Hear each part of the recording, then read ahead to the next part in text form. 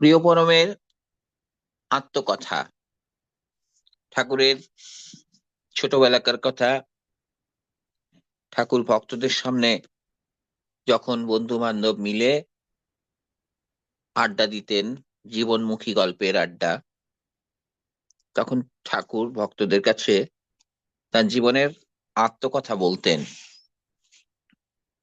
একদিন ঠাকুর বলছেন ভক্তদের কাছে, ছেলেবেলায় ঘাসের বুকে শিশির বিন্দুকে দেখতাম, যেন গোটা সূর্যকে প্রতিফলিত করছে সে।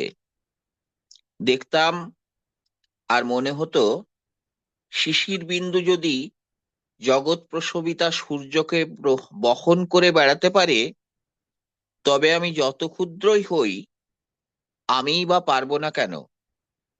পরম কারণিক পরম পিতাকে বুকে বহন করে বেড়াতে, শিশির বিন্দুর মতোই তাকেই ঠিকরে দিতে আমার সারাটা জীবন দিয়ে।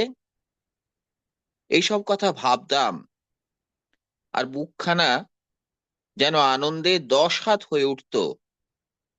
এখন দেখছি ছেলেবেলার ভাবনাটা মিথ্যা কল্পনা নয়। ঠাকুর বলছেন ভক্তদের কাছে সেই সময়কার কথা।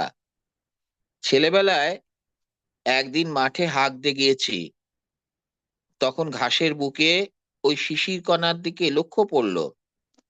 দেখলাম পরিপূর্ণ সূর্যটাকে সে বুকে ধারণ করে কতভাবে আলোর বিচ্ছুরণ করছে। দেখে খুব ভরসা হলো। ভাবলাম, এই ক্ষুদ্র শিশির কণা যদি সূর্যকে এমন করে প্রতিফলিত করতে পারে, তবে আমি যত ক্ষুদ্রই হই না কেন, আমার ভিতর দিয়েও হয়তো পরমপিতার আলো বিচ্ছুরিত হতে পারে। তাকেও আমি বুকে ধারণ করতে পারি। আমি তখন ন্যাংটো ছোট্ট ছেলে।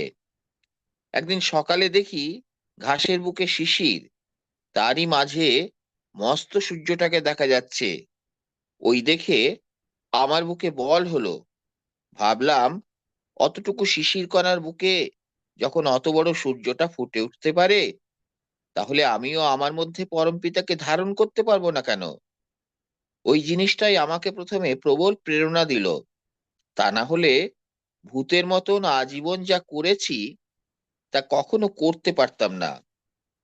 ছোটবেলায় কর্তামা পুরী থেকে ফেরার পর তার কাছে শুনেছিলাম ও ছবি দেখেছিলাম, জগন্নাথের হাত নেই। ওই জিনিসটা মাথায় একেবারে ঢুকে গেল। আর শুনেছিলাম সর্বদেবময় গুরু। এই দুটো জিনিসই আমার মাথায় গেঁথে আছে। ছোটবেলায় আমার মনে হতো, জগন্নাথের হাত নেই কেন? ভাবতাম, তাকে ধরতে হবে, তবে তার পা আছে, তিনি টেনে নিয়ে যেতে পারেন। বাবাকে যদি ধরি, বাবা তার অভিজ্ঞতা দিয়ে টেনে নিয়ে যেতে পারেন। জয়গুরু। ঠাকুর এইভাবে যা দেখতেন প্রকৃতিতে, সেটা নিয়ে ভাবতে শুরু করতেন, চিন্তা করতে শুরু করতেন। তাই তিনি পরম পিতা, তাই তিনি বিশ্বপিতা। কারণ আমরাও তো দেখি শিশিরের উপর সূর্যের আলো পড়েছে, ঠিকরে বেরোচ্ছে, আমরা কিন্তু এইভাবে ভাবতে পারি না।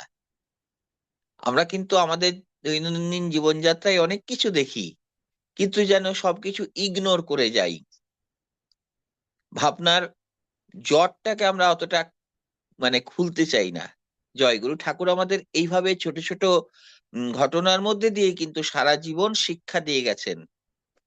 জয়গুরু। জয়গুরু। জয়গুরু আমাদের উমাশঙ্কর দাদা আমাদেরকে এইভাবেই নতুন নতুন গল্প শোনাবেন। আগামী সপ্তাহে আরেকটি গল্প শুনবো। জয়গুরু।